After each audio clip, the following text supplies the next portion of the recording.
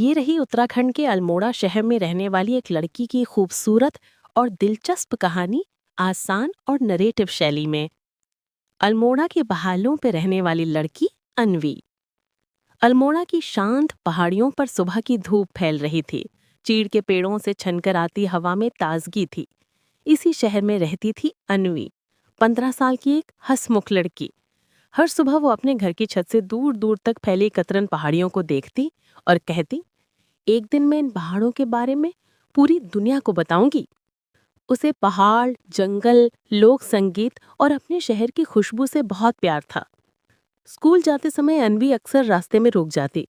कभी किसी बुजुर्ग दादी से कुमाऊनी भाषा सीखती, कभी किसी पेड़ को देखकर उसकी कहानी सोचने लगती। उसकी सबसे बड़ी खासियत थी हर चीज में कहानी ढूंढ लेना।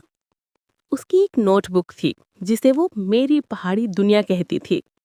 हर दिन वो उसमें कुछ न कुछ नया लिखती, कभी लोकगीत, कभी रंगीन तितलियां, कभी बादलों के आकृतियों के नाम।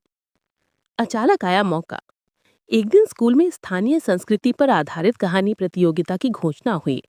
पूरे स्कूल में चर्चा थी, पर अन्वी चुप थी। वो सोच रही थी कि उसकी छोटी सी कहानियों का क्या असर होगा। पर उसकी मित्र आर्या ने कहा, तू वही लिख जो तू देखती है। दुनिया अलग नजर से देखने का हुनर हर किसी के पास नहीं होता। अन्वी ने हिम्मत जुटाई और अपनी नोटबुक उठाकर लिखना शुरू किया।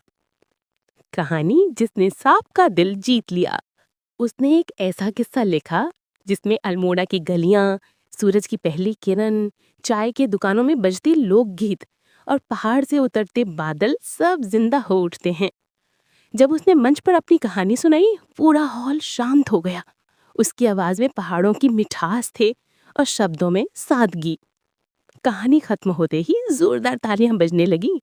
अन्वी ने प्रतियोगिता पहला स्थान जीत लिया। अन्वी का नया सफर। उसकी कहानी अखबार में छपी। एक स्थानीय रेडियो स्टेशन ने उसे बुलाया और उसके सपनों के बारे में पूछा। अन्वी ने मुस्कुराते हुए कहा, मैं बस अपने पहाड़ों की बातें दुनिया को सुनाना चाहती हूँ, ताकि हर कोई जाने कि अल्मोड़ा सिर्फ एक जगह नहीं, एक एहसास है।